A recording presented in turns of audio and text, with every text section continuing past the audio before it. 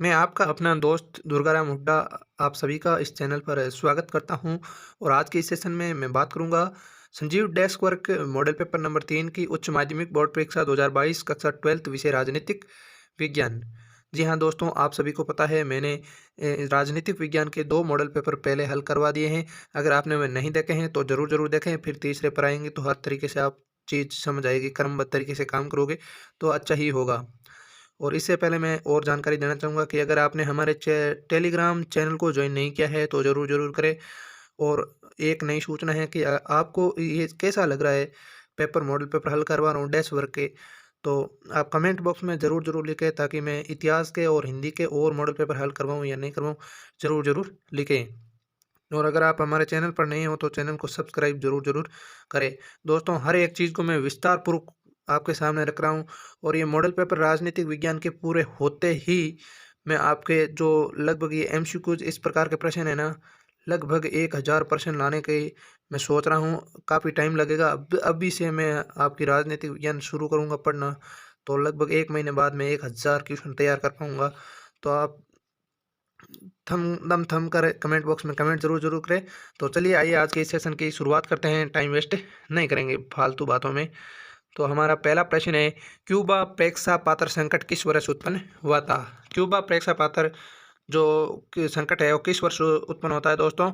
1962 में होता है। कब होता है? 1962 के अंदर होता है। क्यूबा प्रेक्षापात्र संकट है जो कब होता है? 1962 के अंदर ये संकट हुआ था। नेक्स्ट दूसरा प्रश्न की बात करते हैं।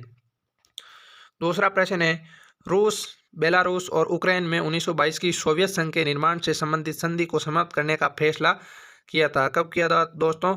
रूस, बेलारूस और यूक्रेन ने 1992 में सोवियत संघ के निर्माण में संबंध संधि को समाप्त करने का फैसला कब किया दोस्तों?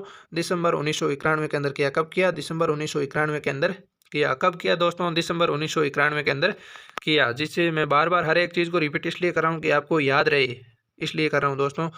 नेक्स्ट तीसरे प्रश्न की बात करते हैं। तीसरा प्रश्न है, आज़ादी के बाद श्रीलंका की राजनीति पर किस समुदाय का दबदबा रहा?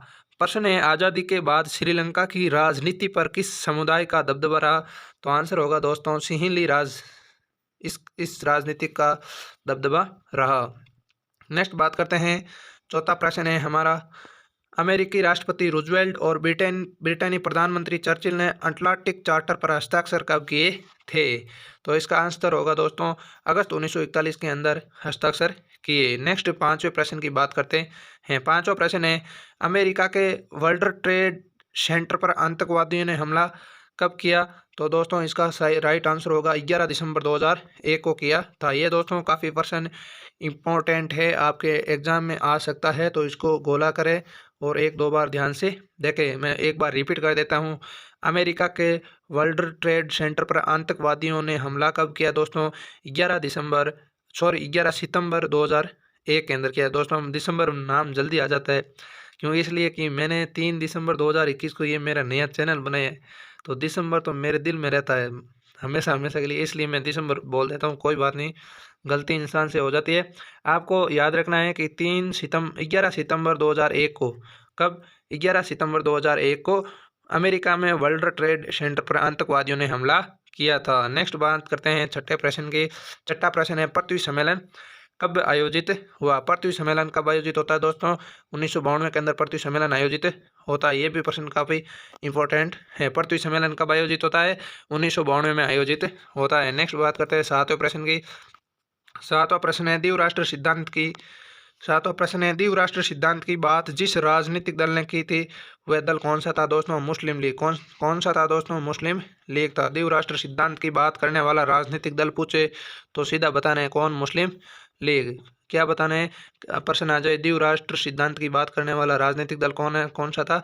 तो वह मुस्लिम लीग था। नेक्स्ट बात करते हैं आठवें प्रश्न की। आठवां प्रश्न है, कांग्रेस सोशलिस्ट पार्टी के संस्थापक कौन थे? कांग्रेस सोशलिस्ट पार्टी के संस्थापक कौन थे दोस्तों? आचार्य नरेंद्र देव। कौन थे दोस्तों? आचार्य नरेंद्र देव, ये इस पार्टी के संस्थापक थे। कांग्रेस सोशलिस्ट पार्टी के संस्थापक थे आचार्य नरेंद्र देव। कौन थे? आचार्य नरेंद्र देव। नेक्स्ट बात करते हैं नवे प्रश्न की। नवा प्रश्न है, स्वतंत्र भारत नवा प्रश्न है, स्वतंत्र भारत के पहले मंत्रिमंडल के स्वास्थ्य मंत्री थे। प्रश्न है स्वतंत्र भारत के पहले मंत्रिमंडल के स्वास्थ्य मंत्री कौन थे दोस्तों? राजकुमारी अमृत कौर। कौन थे दोस्तों? राजकुमारी अमृत कौर। कौन थे दोस्तों? राजकुमारी अमृत कौर थे, जिसे आपको बार बार रिपीट करने से प्रश्न याद हो जाता है दोस्तों, इसलिए रिपीट कर रहा हूँ। प्रथम पंचवर्षीय योजना में सर्वाधिक बल किस पर दिया गया? प्रथम पंचवर्षीय योजना में सर्वाधिक बल किस पर दिया गया दोस्तों? यहाँ पल नहीं है दोस्तों, यहाँ है बल। क्या है दोस्तों? बल। बल किस पर दिया गया था? तो इसका आंसर होगा दोस्तों कृषि पर दिया गया। किस पर? प्रथम पंचवर्षीय योजना के अंदर सर्वाधिक बल किसके अंदर दिया गया दोस्तों? कृषि पर दिया गया। नेक्स्ट बात करते हैं, हमारा 11वां प्रश्न है, गोलपीट कविता किसके द्वारा लिखी गई? गोलपीट कविता किसके द्वारा लिखी गई? तो इसका आंसर होगा किसके द्वारा? नामदेव ढसाल के द्वारा लिखी गई। किसके द्वारा?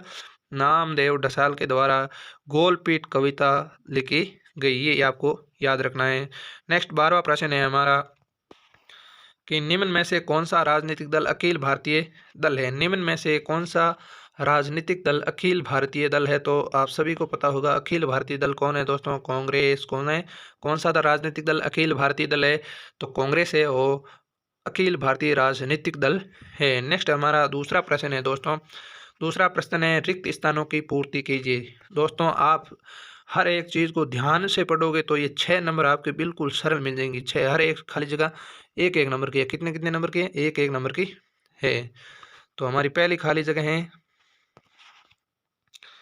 कि धुरी राष्ट्रों की अगुवाई जर्मनी और खाली स्थान इटली और जापान के हाथ में थी। धुरी राष्ट्रों की अगुवाई जर्मनी, इटली और जापान के हाथ में थी। धुरी राष्ट्रों की अगुवाई जर्मनी, इटली और जापान के हाथ में थी। और दूसरी है सोवियत राजनीतिक प्रणाली समाजवाद की विचारधारा पर आधारित थी। सोवियत राजनीतिक प्रणाली समाजवाद की विचारधारा पर आधारित थी। तीसरा है संयुक्त राष्ट्र संघ का मुख्य उद्देश्य क्या है दोस्तों? संयुक्त राष्ट्र संघ का मुख्य उद्देश्य है विश्व शांति और सुरक्षा को बनाए रखना। विश्व शांति और सुरक्षा को बनाए रखना। चौथा है संविधान में मौलिक अधिकारों की गारंटी दी गई है और हर नागरिक को मतदान का अधिकार दिया गया है। पांचवा है दलित पैंथर्स नामक संगठन का निर्माण महाराष्ट्र में सन 1972 को हुआ था। कब होता है दोस्तों? 1972 में हुआ। ये भी काफ़ी इंपॉर्टेंट क्वेश्चन है। दलित पैंथर्स नामक संगठन का निर्माण किस राज्य में होता है दोस्तों? महाराष्ट्र में होता है। कब होता है? 1972 में होता है। छठा है हमारा बहुजन समाज पार्टी के संस्थापक कौन थे? कांशीराम थे। बहुजन समाज पार्टी के कौन थे दोस्तों? कांशीराम थे। कौन थे? कांशीराम थे। ये दोस्तों खाली जगह अगर आपने स्क्रीनशॉट नहीं लिया है तो ले ले। ये प्रश्न दोस्तों काफ़ी इंपॉर्टेंट है, बहुजन वाला। बहुजन समाज पार्टी के संस्थापक कौन है दोस्तों? कांशीराम है। कौन है? कांशीराम है। और दलित पैंथर्स नामक संगठन का निर्माण महाराष्ट्र के अंदर होता है। और कब होता है? 1972 के अंदर होता है। ये आपके एबीसीडी के अंदर प्रश्न आ सकता है कि दलित पैंथर्स नामक संगठन का निर्माण किस राज्य में हुआ दोस्तों? महाराष्ट्र में हुआ। और कब हुआ? 1972 में हुआ। ये ध्यान रखना थोड़ा। नेक्स्ट बात करते हैं, हमारे तीसरा प्रश्न है निम्न प्रश्नों के उत्तर एक शब्द अथवा एक पंक्ति में दीजिए। पहला प्रश्न है वार्सा संधि की स्थापना का मुख्य कारण क्या था? वार्सा संधि की स्थापना का मुख्य कारण था दोस्तों नाटो के देशों से मुकाबला करना। नाटो के देशों से मुकाबला करना। वार्सा संधि का मुख्य उद्देश्य था नाटो के देशों से मुकाबला करना। जो नाटो संगठन है उसके देशों से मुकाबला करना था। दूसरा प्रश्न है यूगोस्लाविया में एकता कायम करने वाले नेता कौन थे? यूगोस्लाविया में एकता कायम करने वाले नेता जोसेफ ब्रांज टीटो। कौन थे दोस्तों? Joseph bronze टीटो। तीसरा प्रश्न है लेनिन के उत्तराधिकारी कौन थे? लेनिन के उत्तराधिकारी कौन थे दोस्तों? जोसेफ स्टालिन थे। कौन थे दोस्तों? जोसेफ स्टालिन लेनिन के उत्तराधिकारी थे। चौथा प्रश्न है सोवियत संघ का अंतिम राष्ट्रपति कौन था? अच्छा प्रश्न है दोस्तों, एग्जाम के अंदर आ सकता है ये प्रश्न, थोड़ा इंपॉर्टेंट लगा लेना। सोवियत संघ के अंतिम राष्ट्रपति कौन थे? तो इसका आंसर होगा मिखाइल गार्बोचेव। आंसर क्या होगा? Mikhail Gorbachev. सोवियत संघ के अंतिम राष्ट्रपति कौन थे? Mikhail Gorbachev. Mikhail Gorbachev. याद हो गया ना दोस्तों। नेक्स्ट बात करते हैं पांचवा प्रश्न की। पांचवा प्रश्न है स्वतंत्रता के बाद दक्षिण एशिया के किन दो देशों में आज तक लोकतांत्रिक व्यवस्था कायम है? ऐसे कौन से दो देश है जहां पर आज तक लोकतांत्रिक व्यवस्था कायम है? तो वर्तमान में भारत और श्रीलंका में लोकतांत्रिक व्यवस्था कायम है। नेक्स्ट बात करते हैं हमारे छठे प्रश्न की। छठा प्रश्न है महाराष्ट्र और गुजरात राज्य का गठन किस सन में हुआ? महाराष्ट्र और गुजरात राज्य का जो गठन है 1960 में होता है। कब होता है दोस्तों? 1960 में होता है। नेक्स्ट 7वें प्रश्न की बात करते हैं। भारत सरकार ने योजना आयोग के स्थान पर किस नई संस्था की स्थापना की? भारत सरकार ने योजना आयोग के स्थान पर किस नई संस्था की स्थापना की?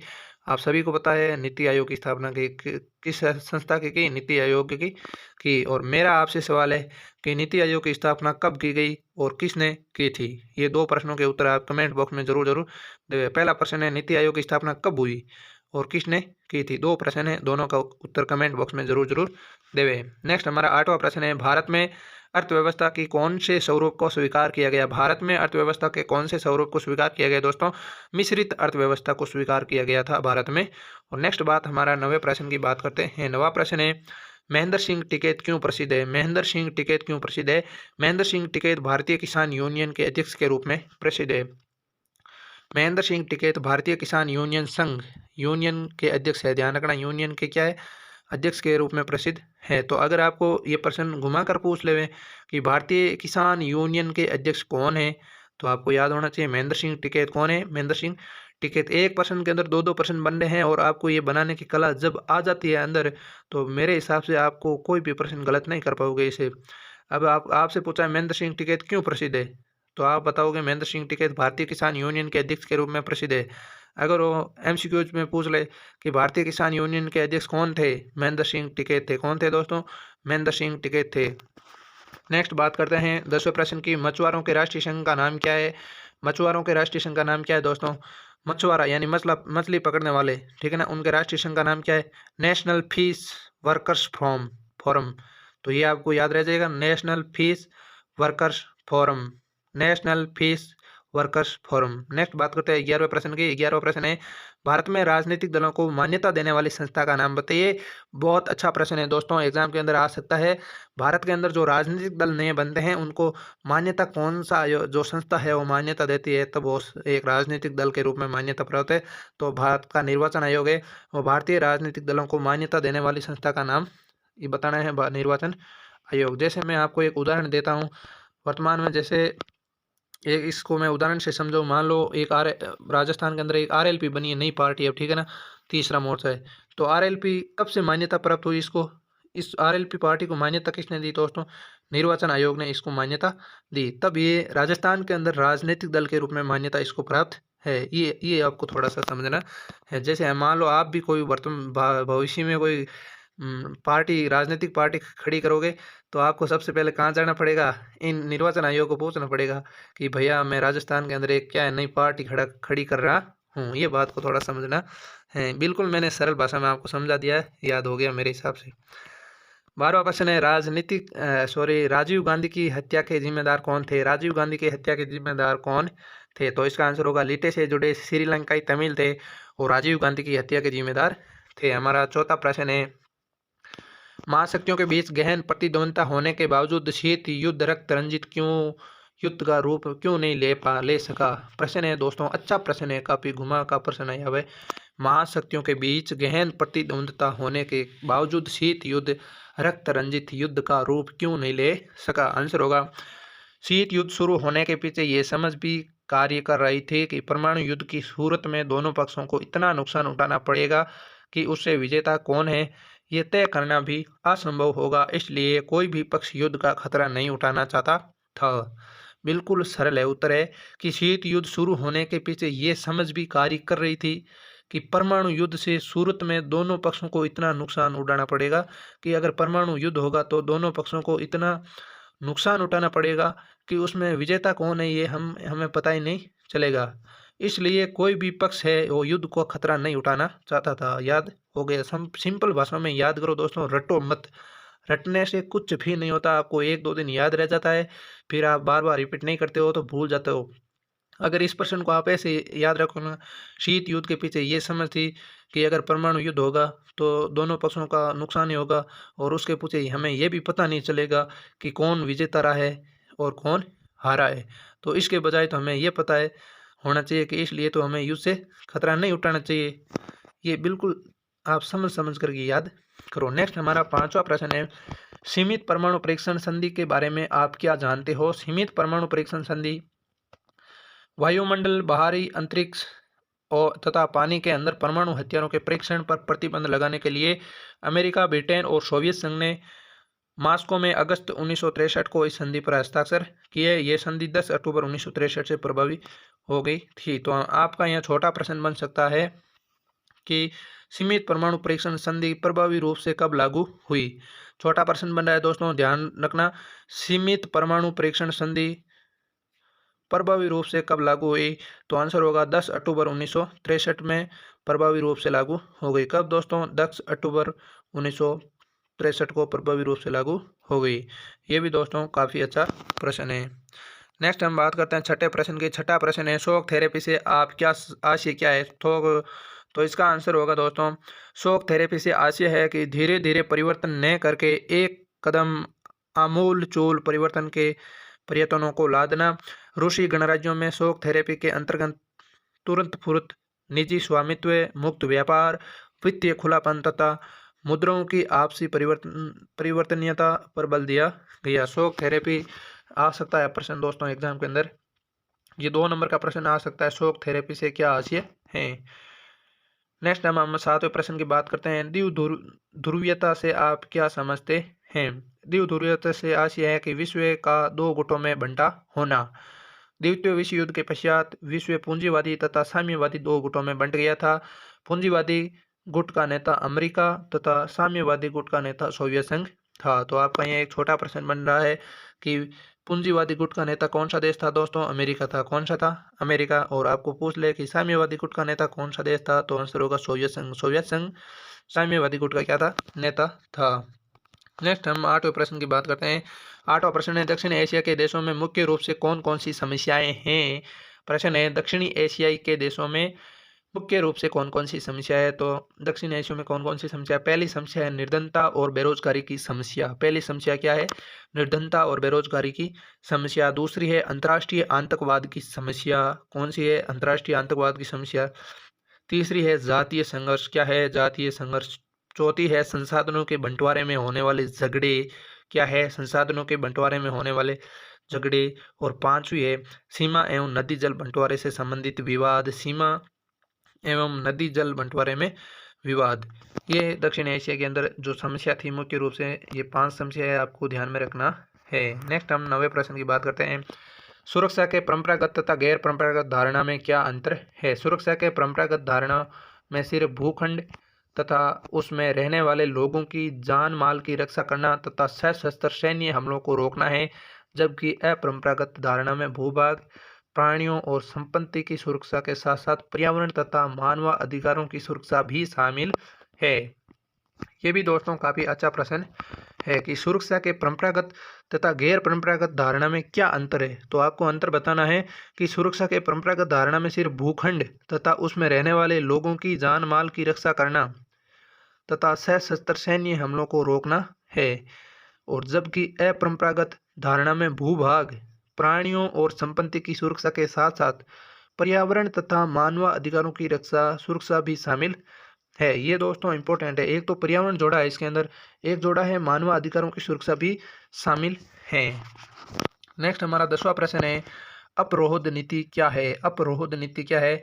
युद्ध की आंसर होगा दोस्तों, युद्ध की आशंका को रोकने की सुरक्षा नीति को अपरोध नीति कहा जाता है। अगर आपको 1 नंबर का प्रश्न आ जाता है अपरोध नीति किसे कहते हैं, तो इसका आंसर होगा युद्ध की आशंका को रोकने की सुरक्षा नीति को ही अपरोक्ष नीति कहा जाता है। युद्ध की आशंका को रोकने की सुरक्षा नीति को अपरोक्ष नीति कहा जाता है। इसके अंतर्गत एक पक्ष द्वारा युद्ध से होने वाले ताश को इस हद तक बढ़ाने में दिए कि दूसरा पक्ष सहम कर हमला करने से रुक जाए। ये होती है दोस्तों अपरोक्ष नीति। दोस्तों मैं बार बार रिपीट इसलिए कर रहा हूँ, मेरा उद्देश्य ये नहीं है कि आपको मॉडल पेपर में करवा दूँ ऐसे ऊपर कर जाए, आपके कोई मतलब ही नहीं है। मेरा उद्देश्य इसे आपको याद होना चाहिए, आपको हर एक सवाल याद होना चाहिए। बाकी आप डैश वर्क 85 रुपये लगते हैं, खुद भी लेकर आ सकते हो, इतने तो आप सक्षम हो, लेकिन मेरा उद्देश्य ये नहीं है। मेरा उद्देश्य है कि बच्चों को सुनने से याद होता है। अगर आप मान लो 4-5 किलोमीटर इस विद्यालय पैदल जाते हो, तो जाते समय एक बार जाते समय एक बार आते समय याद करो, तो उसे भी आपको ये सुनने से हर एक चीज़ काफ़ी तो याद होती है। एक बार सुनोगे तो दोस्तों 25% याद होगा, दूसरी बार सुनोगे तो 50 होगा, तीसरी बार सुनोगे तो 75 होगा और चौथी बार सुन लो हर एक चीज़ को 4 बार पढ़ने के बाद संपूर्ण याद हो जाती है। कभी नहीं भूल सकते हो आप, अगले 6 महीनों तक नहीं भूल सकते हो अगर एक चीज़ को 4 बार पढ़ते हो तो। ये बात मैंने खुद ने अपनाई है और अपनाता भी हूँ। नेक्स्ट हम 11वें प्रश्न की बात करते हैं। 11वां प्रश्न है, विश्व की साझी विरासत की सुरक्षा के 2 उपाय बताइए। आंसर होगा विकसित की रक्षा के 2 उपाय। पहला है सीमित प्रयोग, विश्व की साझी विरासतों को सीमित प्रयोग करना चाहिए। दूसरा है जागरूकता पैदा करना, यानी विश्व की साझी विरासत के प्रति लोगों में पैदा करना चाहिए, लोगों के प्रति पैदा करना चाहिए। पहला है दोस्तों सीमित प्रयोग। विश्व की साझी विरासत की सुरक्षा के 2 उपाय क्या है? पहला है सीमित प्रयोग, यानी विश्व की साझी विरासतों को सीमित प्रयोग करना चाहिए। दूसरा है जागरूकता पैदा करना। क्या है दोस्तों? जागरूकता पैदा करना। विश्व की साझी विरासतों के प्रति लोगों में पैदा करनी, यानी जागरूकता पैदा करनी चाहिए। नेक्स्ट 12वें प्रश्न की बात करते हैं। 12वां प्रश्न है, भारत के पहले 3 चुनाव में कांग्रेस के प्रभुत्व के 2 कारण बताइए। प्रथम 3 आम चुनाव में कांग्रेस के प्रभुत्व के 2 मुख्य कारण थे।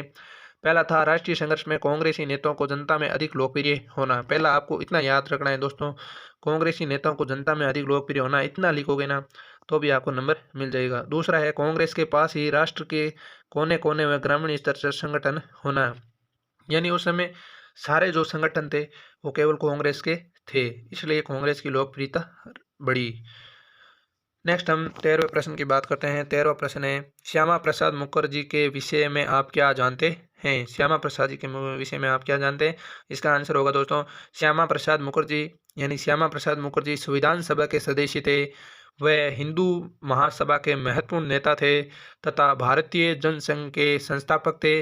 वह कश्मीर को स्वायत्तता देने के विरुद्ध थे। कश्मीर नीति पर जनसंघ के प्रदर्शन के दौरान उन्हें गिरफ्तार कर लिया गया था तथा 1953 में हिरासत में ही उनकी मृत्यु हो गई। ये श्यामा प्रसाद मुखर्जी के बारे में जानकारी है, थोड़ी ढंग से पढ़ लेना। 14वां प्रश्न है हमारा, नियोजन से क्या अभिप्राय है? नियोजन एक बौद्धिक प्रक्रिया है। नियोजन क्या है दोस्तों? एक बौद्धिक प्रक्रिया है। ये कार्यों को क्रमबद्ध रूप से संपादित करने से पूर्व की एक मानसिक प्रवृत्ति है। इसमें कार्य करने से पहले सोचना होता है तथा अनुमानों के स्थान पर तथ्यों को ध्यान में रखकर काम करना होता है। नियोजन क्या है दोस्तों? मैं पुनः दोहरा रहा हूँ कि नियोजन एक बौद्धिक प्रक्रिया है। क्या है? एक बौद्धिक प्रक्रिया है। ये कार्यों को क्रमबद्ध रूप से संपादित करने से पूर्व की एक मानसिक प्रवृत्ति है। इसमें कार्य करने से पहले सोचना होता है तथा अनुमानों के स्थान पर तथ्यों को ध्यान में रखकर काम करना होता है। नेक्स्ट हम 15वें प्रश्न की बात करते हैं। हरित क्रांति से क्या अभिप्राय है? हरित क्रांति से अभिप्राय है कृषि उत्पादन से होने वाले उस भारों वृद्धि से है जो कृषि की नई नीति अपनाने के कारण हुई है। जे.जी. हारर के अनुसार हरित क्रांति शब्द 1968 में होने वाले उस आश्चर्यजनक परिवर्तन के लिए प्रयोग में लाया गया है जो भारत के खाद्यान्न उत्पादन में हुआ था तथा अब भी जारी है। यह कथन किसका है दोस्तों? जे.जी. हारर के का कथन है कि हरित क्रांति 1968 में होने वाले उस आश्चर्यजनक परिवर्तन के लिए प्रयोग में लाया जाता है जो भारत के खाद्यान्न उत्पादन में हुआ था तथा अब भी जारी है। नेक्स्ट बात करते हैं दोस्तों 16वां प्रश्न की। 16वें प्रश्न है, पृथ्वी पृष्ठ से आप क्या समझते हो? दोस्तों पृथ्वी पृष्ठ से आशय है कि भारत में स्वतंत्रता प्राप्ति के समय देशी रियासतों को भारतीय संघ में सम्मिलित किया गया तथा इनके तत्कालीन शासकों को जीवन यापन हेतु विशेष धनराशि एवं भत्ते दिए जाने की व्यवस्था की गई। इसे पृथ्वी पृष्ठ के नाम से जाना जाता है। ये दोस्तों काफ़ी अच्छा प्रश्न है। इस पर इंदिरा गांधी ने रोक लगाई थी। किसने लगाई थी दोस्तों? पृथ्वी पृष्ठ इंदिरा गांधी ने इस पर रोक लगाई थी और ये आपके एग्जाम के अंदर भी आ सकता है। नेक्स्ट हम बात करते हैं दोस्तों 17वें प्रश्न की। 17वां प्रश्न है, दक्षिणी एशियाई देशों की जनता लोकतंत्र की आकांक्षाओं में से भागी है। इस कथन की व्याख्या कीजिए। और अथवा के अंदर है, बांग्लादेश में बहुदलीय चुनावों पर आधारित प्रतिनिधिमूलक लोकतंत्र कब से कायम है? तो इसका दक्षिणी एशिया में लोकतंत्र का रिकॉर्ड मिला जुला रहा है। इसके बावजूद इस क्षेत्र में देशों की जनता लोकतंत्र की आकांक्षाओं में सहभागी है, अर्थात वह लोकतंत्र को अन्य शासन प्रणालियों से अच्छा समझती है। इस क्षेत्र में 5 बड़े देश हैं। पहला देश है बांग्लादेश, नेपाल, भारत, पाकिस्तान और श्रीलंका में हाल ही में एक सर्वेक्षण किया गया था जिसमें ये बात स्पष्ट हुई कि इन 5 देशों में लोकतंत्र का व्यापक जन समर्थन हासिल है।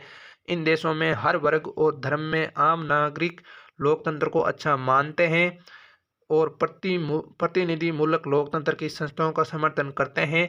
इन देशों के लोग शासन के किसी और प्रणाली की अपेक्षा लोकतंत्र को वरीयता देते हैं और मानते हैं कि उनके देश के लिए लोकतंत्र ही ठीक है। दोस्तों, हम तो मानते हैं कि हमारे देश के लिए लोकतंत्र सबसे बेहद अच्छा है, मतलब बहुत अच्छा है। नेक्स्ट बात करते हैं अथवा का उत्तर की बात करते हैं। दोस्तों, अथवा का उत्तर है शेख मुजीब की हत्या के बाद जिया उर रहमान ने बांग्लादेश में सैनिक शासन की पुनर्स्थापना की तथा बांग्लादेश नेशनल पार्टी बनाई। बांग्लादेश नेशनल पार्टी किसने बनाई, तो ये छोटा प्रश्न बन रहा है आपका।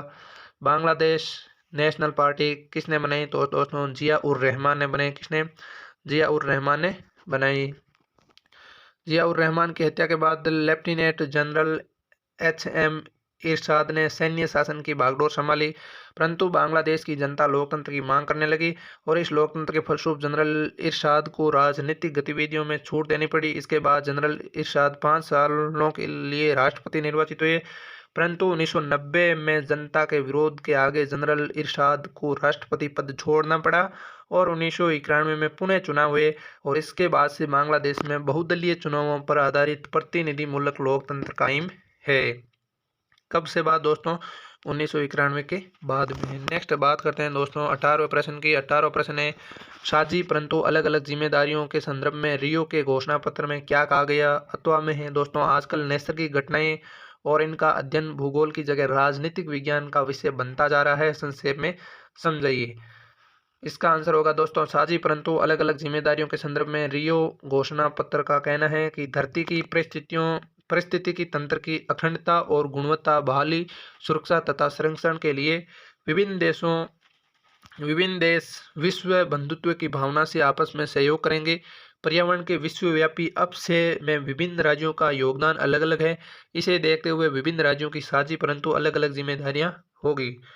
विश्व देशों के समाज का वैश्विक पर्यावरण पर दबाव ज़्यादा है और इन देशों के समाजों का वैश्विक पर्यावरण पर दबदबा ज़्यादा है और इन देशों के पास विपुल प्रौद्योगिकी एवं वित्तीय संसाधन है। इसे देखते हुए टिकाऊ विकास के अंतर्राष्ट्रीय प्रयास में विकसित देश अपनी खास जिम्मेदारी स्वीकार करते हैं। अथवा का उत्तर है दोस्तों आजकल नैसर्गिक घटनाएं और इनका अध्ययन भूगोल की जगह राजनीतिक विज्ञान का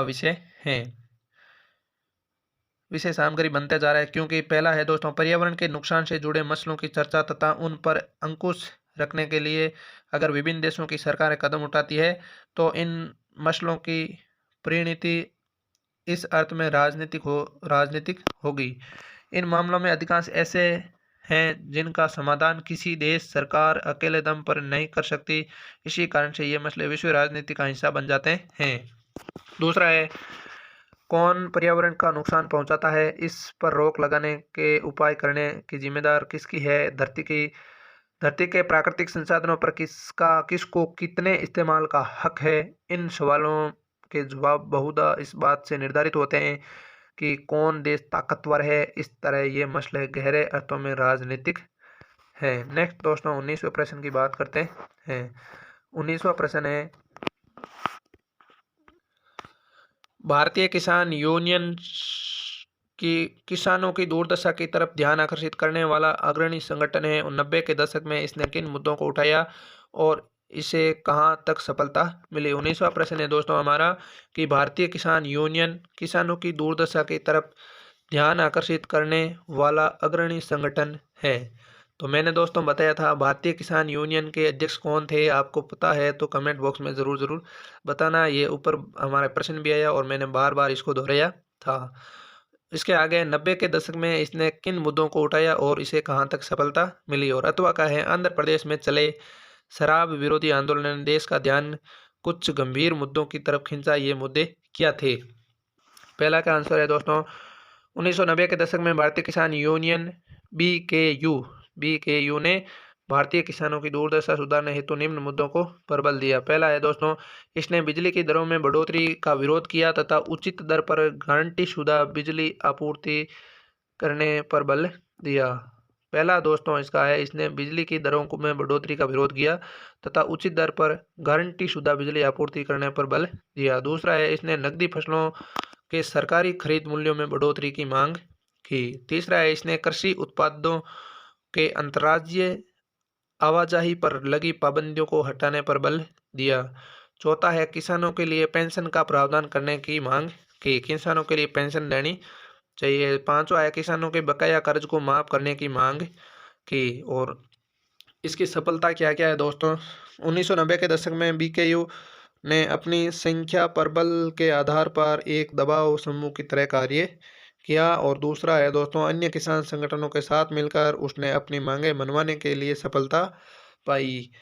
नेक्स्ट बात करते हैं दोस्तों, इसका अथवा का उत्तर है, आंध्र प्रदेश में चले शराब विरोधी तथा ताड़ी विरोधी आंदोलन ने देश को ध्यान निम्नलिखित गंभीर मुद्दों पर खींचा। तो ये दोस्तों एक छोटा प्रश्न आ सकता है कि ताड़ी आंदोलन किस राज्य से संबंधित है? तो इसका आंसर होगा ये आंध्र प्रदेश से संबंधित है। किससे? आंध्र प्रदेश से संबंधित है। नेक्स्ट बात इनकी बात करते हैं। पहला है, शराब पीने से पुरुषों का शारीरिक और मानसिक स्वास्थ्य कमजोर होता है। शराब पीने से दोस्तों पुरुषों का शारीरिक और मानसिक स्वास्थ्य कमजोर होता है। और मेरा आप सभी से निवेदन है कि जीवन में कभी नशा मत करना, जीवन में कभी नशा मत करना। कि नशा सीखना बहुत सरल है, लेकिन नशा सीखने के बाद उसको शरीर के लिए कितनी हानियाँ होती है, उसको अगर आप सीखने से पहले समझ लेते हो तो बेहद अच्छा है आपके जीवन के लिए। कभी मत नशा करना दोस्तों, मेरा तो आपको यही कहना है। चाहे कुछ भी हो जाए, लेकिन जीवन में नशा मत करना। नेक्स्ट बात करते हैं, दूसरा है इसका दोस्तों, शराब पीने से व्यक्ति की कार्य क्षमता प्रभावित होती है। शराब पीने से व्यक्ति की कार्य क्षमता प्रभावित होती है, जिससे ग्रामीण अर्थव्यवस्था प्रभावित होती है। तीसरा है, शराबखोरी से ग्रामीणों पर कर्ज का बोझ बढ़ता है। शराबखोरी से ग्रामीणों पर कर्ज का बोझ पड़ता है। दोस्तों मैंने इस चीज़ को हकीकत में देखा है। जो व्यक्ति दिन में 200 रुपये ही कमाता है और शाम को 200 रुपये का तो ये दारू पी जाता है, तो फिर घर वालों को क्या देता है? उनको रोटी नहीं मिलती है टाइम पर। इसलिए मैं कह रहा हूँ नशा बहुत खराब है। चौथा है, शराबखोरी से काम चोरी की आदत बढ़ती है। पीने के बाद वो काम तो नहीं करता है, 4-5 घंटे काम नहीं करता है, तब तक दिन क्या हो जाता है? पूर्ण हो जाता है। पांचवा है, शराब माफियों के सक्रिय होने से गांवों में अपराधों को बढ़ावा मिलता है तथा अपराध और राजनीति के बीच एक घनिष्ठ संबंध बनता है। पांचवा है दोस्तों, शराब माफिया के सक्रिय होने से गांवों में अपराध बढ़ता है। बिल्कुल सही है। और तथा अपराध और राजनीति के बीच एक घनिष्ठ संबंध बनता है। अपराध और राजनीति के बीच एक घनिष्ठ संबंध बनता है। छठा है दोस्तों हमारा, शराबखोरी से परिवार की महिलाओं से मारपीट एवं तनाव का बढ़ावा मिलता है। ये दोस्तों शराबखोरी के बारे में आपको ध्यान रखना है। ये अच्छा प्रश्न है, ये आ सकता है। और आपको कभी भी जीवन में नशा नहीं करना है। अगर आप जीवन में नशा नहीं करोगे तो कमेंट बॉक्स में लिखना, हम नशा नहीं करेंगे, हम नशा नहीं करेंगे। नेक्स्ट हम बात करते हैं दोस्तों 20वें प्रश्न की। 20वां प्रश्न है, 1990 के पश्चात भारत में राजनीतिक दलों के कौन से गठबंधन उभरे और इस गठबंधन के किन्हीं दो परिणामों का उजागर कीजिए। और अथवा में हमारा है, राष्ट्रीय जनतांत्रिक गठबंधन एनडीए के उद्देश्यों का वर्णन कीजिए। इसमें से दोस्तों ये एनडीए वाला, इनके उद्देश्य क्या है, ये प्रश्न आ सकता है। राष्ट्रीय जनतांत्रिक गठबंधन के उद्देश्यों का वर्णन कीजिए। नेक्स्ट हमारा उत्तरों की बात करते हैं दोस्तों। 1990 के पश्चात भारत में केंद्र में राजनीतिक दलों के 3 गठबंधन उभरे। पहला है 1996 और 1997 में देवगौड़ा और इंद्र कुमार गुजरावाल के नेतृत्व में संयुक्त मोर्चा सरकार बनी, जिससे कांग्रेस से बाहर से समर्थन दिया। दूसरा है दोस्तों 1998 और 1999 में अटल बिहारी वाजपेयी के नेतृत्व में भाजपा नीति राजग की गठबंधन सरकार बनी। और तीसरा है 2004 से लेकर तथा 2009 में कांग्रेस नित सहप्रंग सरकार का गठन हुआ। चौथा है 2014 और 2019 में नरेंद्र मोदी के नेतृत्व में भाजपा नीति राजग की सरकार गठबंधन सरकार बनी। और गठबंधन राजनीति के परिणाम इस प्रकार रहे। क्या रहे दोस्तों? 1990 के बाद गठबंधन के राजनीतिक परिणाम स्वरूप पिछड़ी जातियों के राजनीतिक और सामाजिक दावे को सभी दलों ने स्वीकार किया। कौन सी जातियां थी? पिछड़ी जातियों के राजनीतिक और सामाजिक दावों को सभी दलों ने स्वीकार किया। दूसरा है गठबंधन की राजनीति के परिणाम स्वरूप केंद्रीय शासन में क्षेत्रीय दलों का प्रभुत्व बढ़ा। केंद्रीय जो शासन में हो उनका क्षेत्रीय दलों का प्रभुत्व बढ़ा। अथवा का उत्तर है राष्ट्रीय लोकतांत्रिक जो गठबंधन है उसके बारे में हम जानकारी प्राप्त करते हैं। राष्ट्रीय जनतांत्रिक गठबंधन का निर्माण मई 1999 में भारतीय जनता पार्टी तथा इसके सहयोगी दलों ने किया।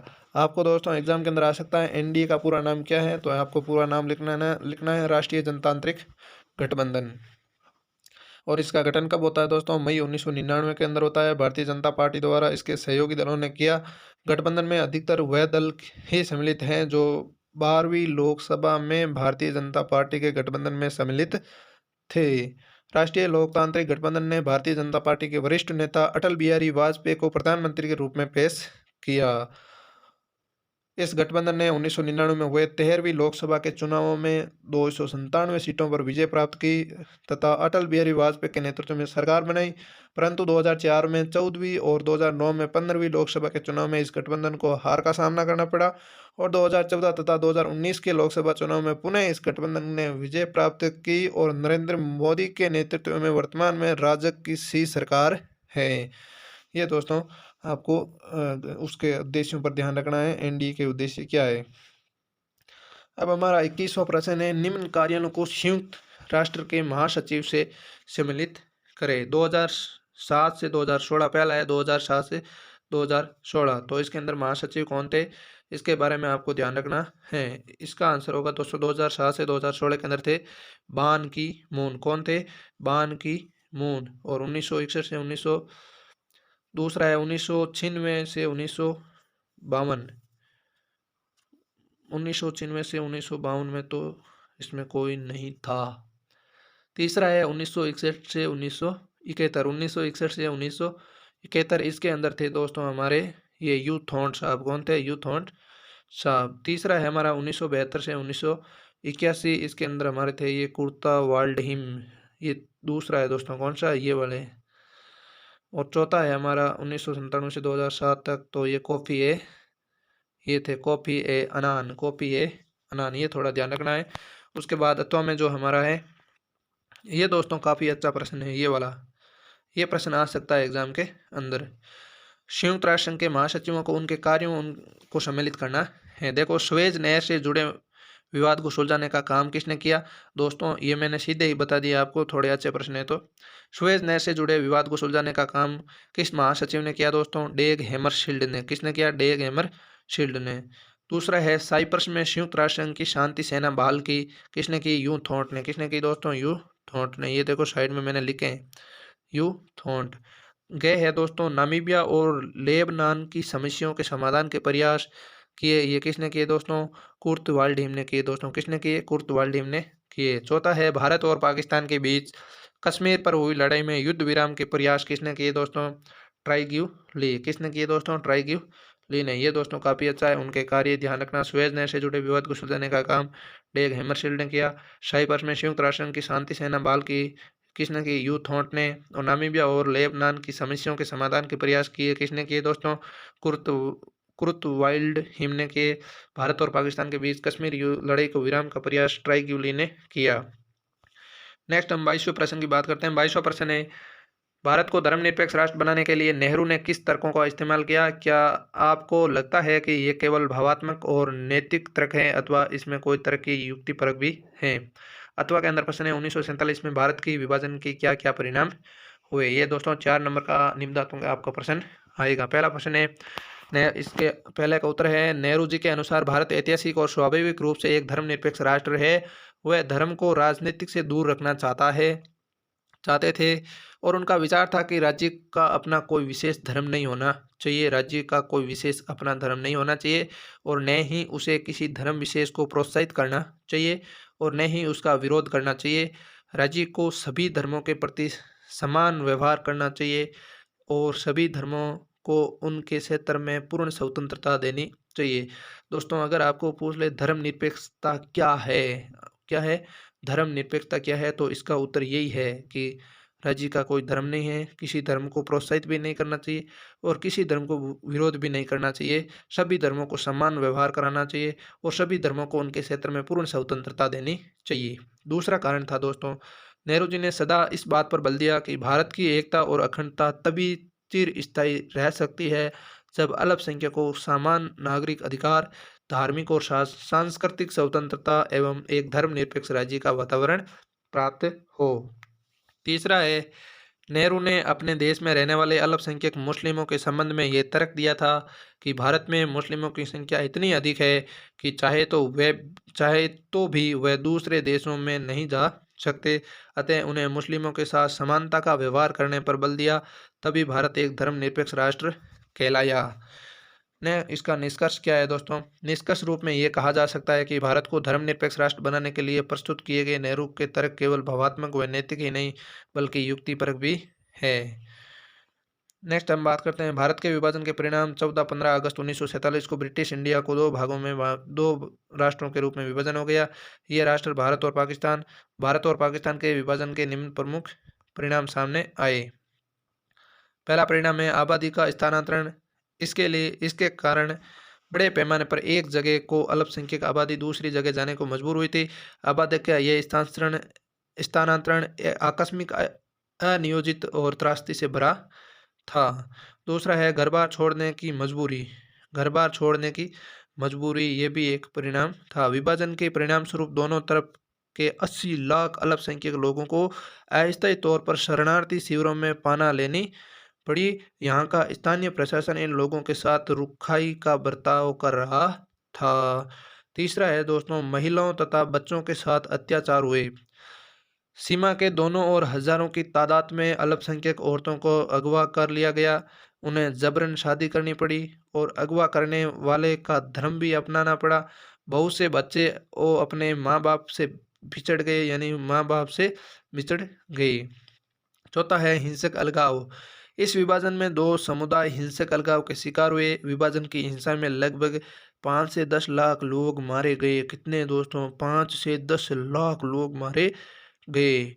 और पांचवा है भौतिक संपत्ति का बंटवारा। विभाजन में वित्तीय संपदा और परिसंपत्तियों, सरकारी कामकाज में आने वाले फर्नीचर, मशीनरी तथा राष्ट्र सरकारी व रेलवे के कर्मचारियों को बंटवारा हुआ।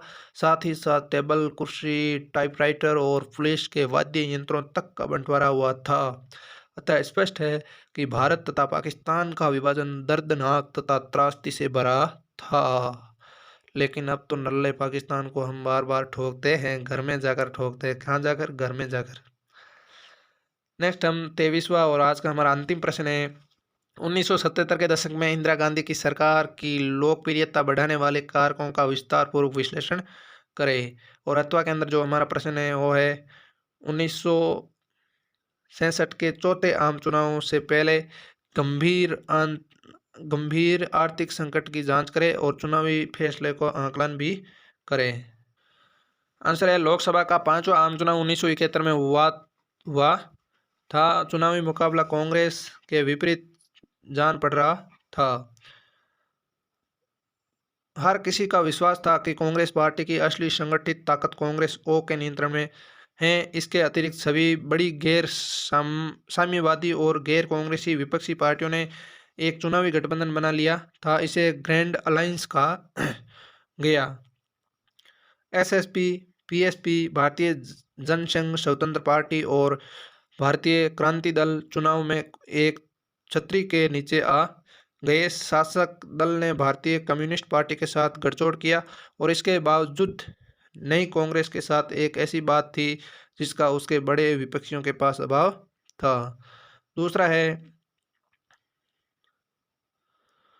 है नई कांग्रेस के पास एक मुद्दा था, एक एजेंडा और कार्यक्रम था।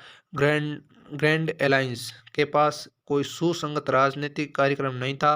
विपक्षी गठबंधनों में इंदिरा हटाओ के विपरीत इंदिरा ने गरीबी हटाओ का नामक सकारात्मक कार्यक्रम रखा। दोस्तों, एक तरफ जो विपक्षी दल थे वो कह रहे थे कि इंदिरा को हटाओ, लेकिन इंदिरा खुद ने कह दिया कि गरीबी को हटाओ, तो इंदिरा को अधिक वोट मिले और इंदिरा की सरकार बनी। दूसरा है इंदिरा गांधी ने सार्वजनिक क्षेत्र की संवर्धी, ग्रामीण भू स्वामित्व और शहरी संपन्नता के परिसीमन, आय और अवसरों को असमानता की समाप्ति तथा पीरवी प्रश्न की समाप्ति पर अपने चुनाव अभियान पर जोर दिया।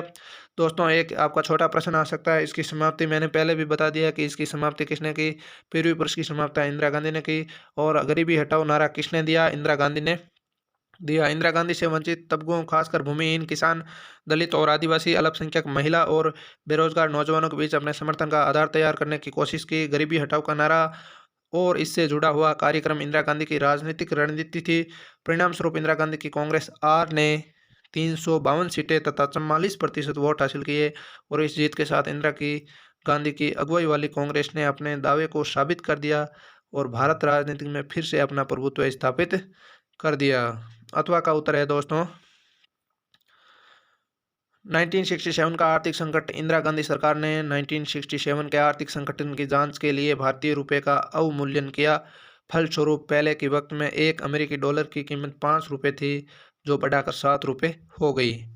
उसके कारण क्या है दोस्तों, आर्थिक संकट के कारण कीमतों में तेजी का इजाफा हुआ। दूसरा है आवश्यक वस्तुओं की कीमतों में वृद्धि, बेरोजगारी आदि को लेकर विरोध करने लगी। तीसरा है साम्यवादी और समाजवादी पार्टी ने व्यापक समानता के लिए संघर्ष छेड़ दिया। जनता चौथा आम चुनाव पहली बार नेहरू जी की गैर मौजूदगी में हुआ था और इस चुनाव में निम्न कारण परिणाम थे। चुनाव में परिणामों से कांग्रेस को राष्ट्रीय और प्रांतीय स्तर पर धक्का लगा। लोकसभा की कुल 502 सीटों में से कांग्रेस को केवल 283 सीटें ही मिल पाई। दूसरा है दोस्तों, इंदिरा गांधी के मंत्रिमंडल के आधे मंत्री चुनाव हार गए थे। तमिलनाडु से कामराज, महाराष्ट्र से S.K. पाटिल, पश्चिम बंगाल से अतुल्य घोष इत्यादि दिग्गजों का मुँह ही खानी पड़ी। तीसरा है दोस्तों, कांग्रेस को 8 राज्य बिहार, केरल, मद्रास, उड़ीसा, पंजाब, राजस्थान, उत्तर प्रदेश तथा पश्चिम बंगाल में बहुमत नहीं मिला और 2 अन्य राज्यों में दल बदल के कारण ये पार्टी सरकार नहीं बना पाई। चौथा है दोस्तों, चुनावी इतिहास में यह पहली घटना थी जब किसी को गैर कांग्रेसी दल को किसी राज्य में पूर्ण बहुमत मिला। और पांचवा है, पहली बार भारत में बड़े पैमाने पर गैर कांग्रेसवाद की लहर चली तथा भारत का एकाधिकार समाप्त हो गया। दोस्तों ये हमने लगभग आज का तीसरा मॉडल पेपर संपूर्ण हल कर लिया है। ये मॉडल पेपर आपको कैसा लगा कमेंट बॉक्स में कमेंट जरूर करें। अगर आप हमारे चैनल पर नए हों तो चैनल को सब्सक्राइब दोस्तों जरूर करें। मैंने आपके लिए बहुत मेहनत की है और आगे भी करता रहूँगा। और आपसे एक छोटी सी जानकारी और है, अगर आपने हमारे टेलीग्राम चैनल को ज्वाइन नहीं किया है तो ज़रूर करें, जिसका लिंक डिस्क्रिप्शन में है। तो चलिए दोस्तों आज के सेशन को यहीं विराम देते हैं, मिलते हैं नेक्स्ट सेशन के साथ। तब तक के लिए धन्यवाद। जय हिंद, जय भारत।